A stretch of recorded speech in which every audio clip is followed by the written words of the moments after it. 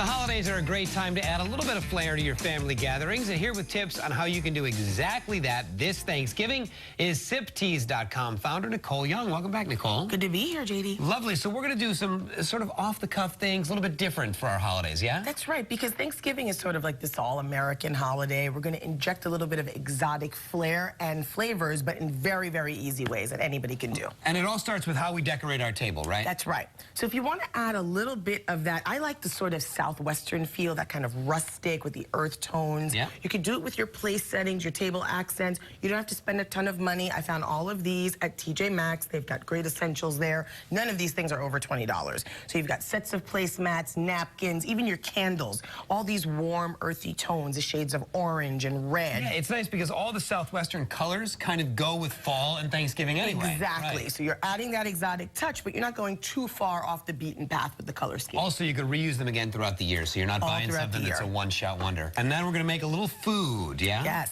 let's get into our snacks. So in terms of munchies, you always want to have little munchies laying around so that when your guests arrive, they've got something to occupy themselves with, to nosh on. We're going to start with some chickpeas. This is sort of a Mediterranean twist on crispy chickpeas. So I'm going to have you take all of these ingredients. This is olive oil. Just dump each one into the bowl. All right. Olive oil, you've got salt, that's oregano, you've got parsley. This is lemon pepper right here. Right there? No, actually, that's cumin. This is lemon pepper. Smell yes, that. Love it. Right? Little cumin. Right. Okay, so now take your spoon, just toss it around a little bit.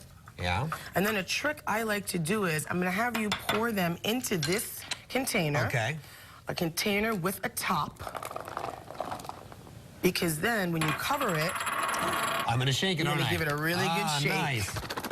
Without making a mess, without dirtying up your hands. Get it really nice and coated with all of those flavors. Yep. Okay, and then you're going to just spread these out onto a cookie sheet.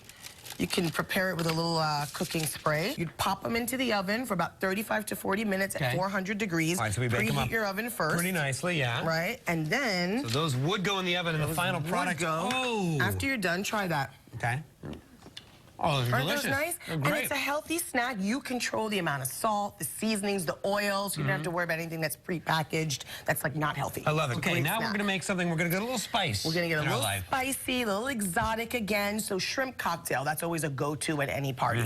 But instead of doing it with the typical cocktail sauce that's kind of tired in my opinion, we're going to give it an Indian flair by doing a tomato chutney. Ooh. So I'm going to have you start by pouring, this is just a can of crushed tomatoes. All right. Let's have you dump that into the pot. Pan. Okay. Yeah. Now you're going to start adding in the seasonings. I'll help you here. This is a combination of garlic powder and onion powder. Okay, this is... That is ground ginger. Oh, yeah. Got it. Okay. For the Indian, you got to have the ginger. For the Indian, you got to have the sugar. This is about a quarter cup of sugar. All right. A little hit of salt. A little bit of salt.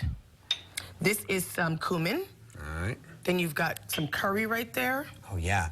Add that in. Boy. This is some cider vinegar. And then this right here, this is harissa, which is a North African chili paste. But if you can't get that, you could always just use any kind of chili paste. You know, sriracha or something like that would be just as good.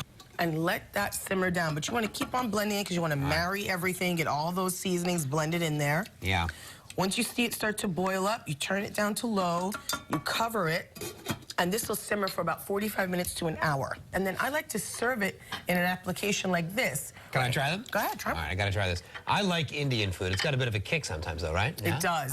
If you're not into spicy, you might want to, well, then this is for you. That's for me. That's for you. Wow. If you're not, you could leave out the chili paste, and it would be a little bit of a milder flavor, but still equally as well seasoned. I could do that. I could just dip bread in that.